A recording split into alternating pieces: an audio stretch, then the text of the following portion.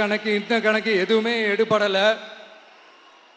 இந்த அரித்மேட்டிக் கணக்கு, மேத்தமேட்டிக்ஸ் கணக்கு எல்லாமே மண்ணுக்குள்ள புதைச்சிட்டீங்க. அப்புறம் இந்த கொள்ளையடிச்சு வச்சிருக்கிற இந்த பணத்தை எல்லாம் வச்சு கல்லாப்பட்டி கூட்டணின்னு ஒண்ணு சேர்த்து வச்சிருந்தாரு. அது எல்லாமே இப்ப கலகலத்து போய் நிக்குது. டாப் தனியா, பாட்டம் தனியா, ரீப்பர் தனியா, ஜாயிண்ட் தனியா, அப்படி நிக்குது தனித்தனியா. எல்லாமே அப்படியே ஒட்ட வச்சுக்கிட்டு இருக்கிறாரு. கூட்டணி கட்சிக்காரங்களே ஒருத்தருக்கு ஒருத்தர் ஓட்டு போட்டுக்க மாட்டாங்க போல் இருக்கு. அப்படி இருக்கு நிலைமை இந்த திமுக கூட்டணியில. அது இந்த சில பல கோடிகளை கொடுத்து நம்ம தமிழ்நாட்டு காங்கிரஸை பையில போட்டுக்கிட்டாங்க. யாரு? ஸ்டாலின் சார். ஆனா உண்மையான காங்கிரஸ் யாரு பக்கம் நிக்குது? நம்ம பக்கம் நிக்குது. சிறுபான்மை மக்களோட அந்த திமுக சாயம் வெளுத்து போச்சு.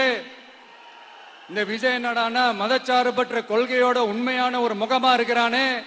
இந்த சிறுபான்மை மக்கள் வேற இந்த விஜய் பக்கம் தானே நிக்கிறாங்க அப்படின்ட்டு இந்த திமுகவுக்கும் பாஜகவுக்கும் என் மேல காண்டோ காண்டு.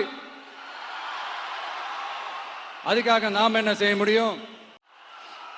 அதனாலதான் மீண்டும் மீண்டும் சொல்றேன், வேற யாருக்காவது ஓட்டு போட்டு உங்க ஓட்டை வேஸ்ட் பண்ணிடாதீங்க. அதனாலதான் பார்த்து பார்த்து உங்களுக்கான வாக்குறுதிகளை நாம அதை அறிவிச்சிட்டு இருக்கிறோம். சொல்லாதத செய்ய முடியாததெல்லாம் சொல்லவே மாட்டோம். அதுல ரொம்ப உறுதியா இருக்கிறோம். சொல்லாததை செய்வோம், அது வேற விஷயம். ஆனா செய்யறத மட்டும் தான் சொல்லுவோம். யங்ஸ்டர்ஸ், விவசாயிகள், மீனவ, இந்த மாதிரி பல திட்டங்கள் இருக்கு. எல்லாத்தையுமே நிறைவேற்றுவோம். இந்த விஜய் அதை சாத்தியமாக்கி காட்டுவான். இத நான் ஏன் இவ்வளவு ஸ்ட்ராங்கா சொல்றேன் அப்படின்னா, மக்கள் பணத்திலிருந்து ஒரு பைசா கூட தொட வேண்டிய அவசியமே எனக்கு இல்லை. உங்களுக்கு புரியுதுங்களா? உங்களுக்கு மக்களுக்கு தப்பே நடக்காது, தப்பே நடக்க விட மாட்டேன். இப்ப நான் சொன்னல, மக்கள் காசுல இருந்து ஒரு பைசா கூட தொட மாட்டேன்னு. அத இப்ப ஆண்டுகிட்டு இருக்கிறவங்க, இதுக்கு முன்னாடி ஆண்டவங்க தில்லா சொல்ல முடியுமா? என்னை எதிர்த்துட்டு இருக்கிறவங்களால தில்லா, கட்ஸா, கெத்தா இத சொல்ல முடியுமா? நீங்க ஒழுங்கா ஆட்சி நடத்திருந்தா பெண்கள் பாதுகாப்பு ஏன் இவ்வளவு மோசமா இருக்குது? இளைஞர்களுக்கு ஏன் வேலை வாய்ப்பு இல்லாம போச்சு? போதைப் பொருள் கலாச்சாரம் ஏன் அதிகமா இருக்கு? சட்டம் ஒழுங்கு ஏன் சரியா இல்ல? வன்முறை ஏன் தலைவரிச்சு ஆறுது? இதுக்கு உங்களால பதில் சொல்ல முடியுமா ஸ்டாலின் சார்?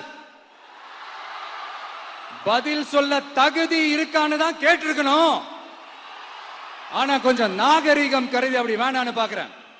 2-2.5 வயசு குழந்தைய துள்ள துடிக்க உங்க திமுக நிர்வாகி ஒருத்தன் கொன்னானே, அதுக்கு என்ன பதில் சொல்ல போறீங்க? விளாத்திக்குளம் பக்கத்துல +2 படிக்கிற ஒரு பொண்ணு டாய்லெட் வசதி சரியா இல்லாம ஒரு அவசரத்துக்கு காட்டு பக்கம் போய் ஒதுங்கினாங்களே, என்னாச்சு? இந்த உலகத்தை விட்டே போயிட்டாங்க. அதுக்கு என்ன பதில் சொல்ல போறீங்க? இந்த பிள்ளைங்களை உங்களால திருப்பி கொடுக்க முடியுமா சார்? 5 வருஷமா போலீஸ் டிபார்ட்மெண்ட் கையில வச்சுக்கிட்டு என்ன சார் பண்ணீங்க? பொம்மைகள் மாதிரி வச்சு விளையாடிட்டு இருந்தீங்களா? ஒரு மனசாட்சின்றது வேணாம்.